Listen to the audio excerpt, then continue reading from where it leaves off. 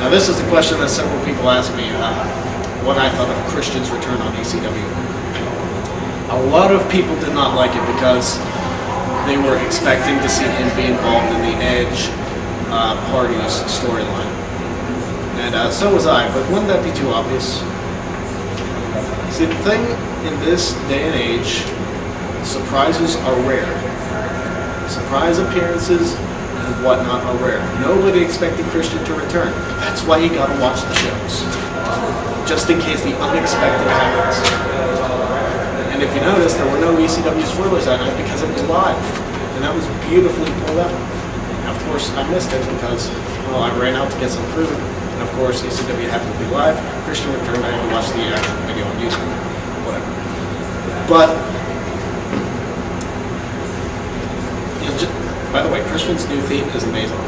The remake of Just Close Your Eyes is awesome.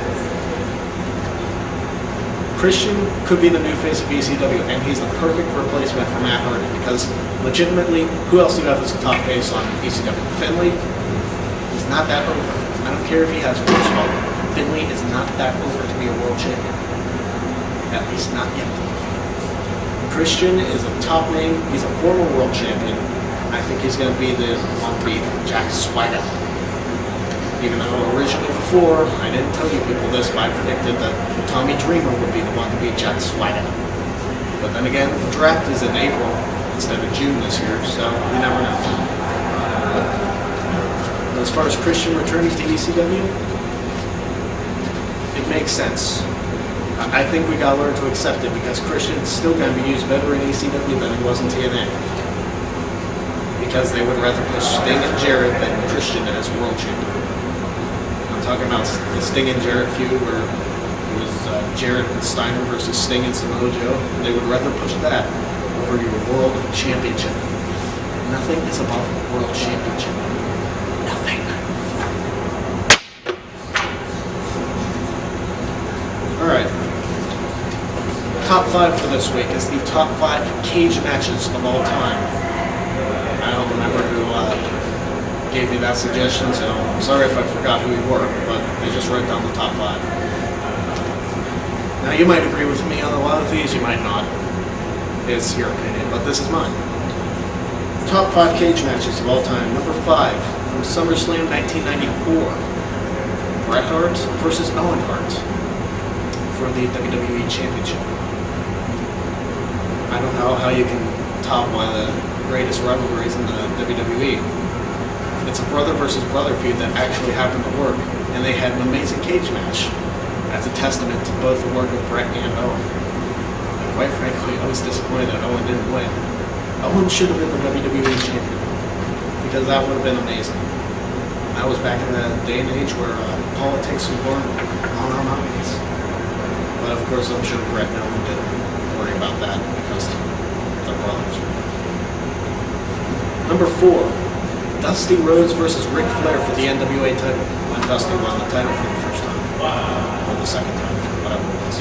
That was an amazing cage match. It was on the best of cage matches in the, whatever that DVD set was, because I have that, and it's pretty good. By the way, this is just strictly a steel cage match. It's not Elimination Chamber, Hell in a Cell, Kettle from Hell, whatever. Kettle from Hell wouldn't be the list anymore. Number 3. Chris Benoit and Kurt Angle from Monday Night Raw in 2001. You know the one I'm talking about. Kurt missed the moonsault from the top of the cage. I would never want to do that because I hate taking face bumps. And especially from that height, I don't know how Kurt was able to survive doing that. And Benoit's headbutt off the top of the cage. And I believe that match had a German suplex off the top rope, which is also insane. But that was just an amazing match. Number 2, SummerSlam 1997. SummerSlam seemed to have a lot of good cage matches. Triple H versus Mankind. And if you saw that one, I'm pretty sure you know where I'm going with that. Mankind with the diving elbow at the end, trying to slam the steel door to Mankind's head. One of the last times they used blue bar cage, I believe, before they turned the black bars and then the steel mesh. And finally, the number 1 cage match of all time. Quite frankly, how can you argue with this one? Jimmy Snuka versus Don Morocco for the Intercontinental Championship. Maybe not so much as for the match itself, but for the post-match and Snuka diving off the cage. Can you really argue with that at all? I don't think so.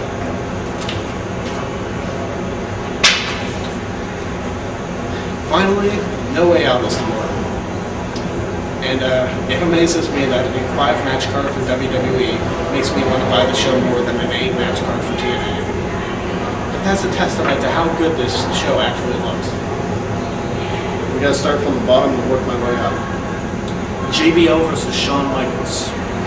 If JBL wins, he owns Michaels' name and likeness and all of that for Layfield Enterprises. But if Michaels wins, JBL has to pay him everything he owes him. I'm still trying to buy the fact that JBL will actually follow through his end of the deal. I'm seeing Michaels winning this, but I don't think JBL is going to give it up that easy. I don't think he will, because he's got to sneak in something that says, I'll pay everything he owes you. But maybe he doesn't owe him that much. I somehow see JBL scoring with Shawn Michaels even after this match. That's my opinion. Michaels is my pick to win. The ECW Championship, Jack Swagger versus Finlay. Like I said when I was talking about Christian earlier, I'm picking Jack Swagger for this one because Swagger is going to lose the title at WrestleMania to Captain Charisma. The reason that I want to buy this pay-per-view, Randy Orton versus Shane McMahon in the No Holds Barred match. Trust me, that one is going to be one for the ages.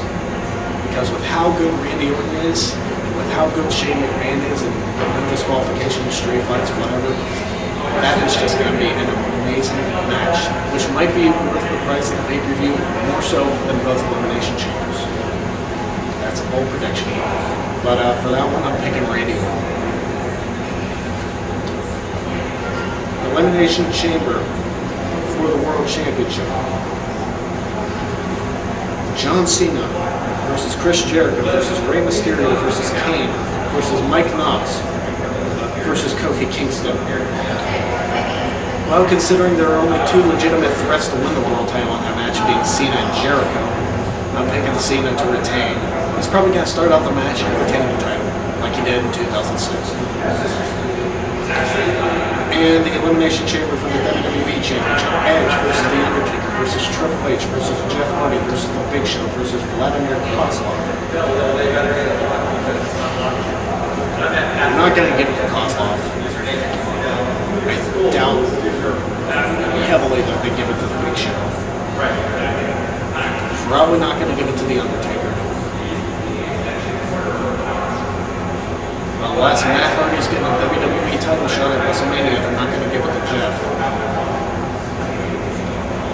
So I'm going to pick Edge to retain.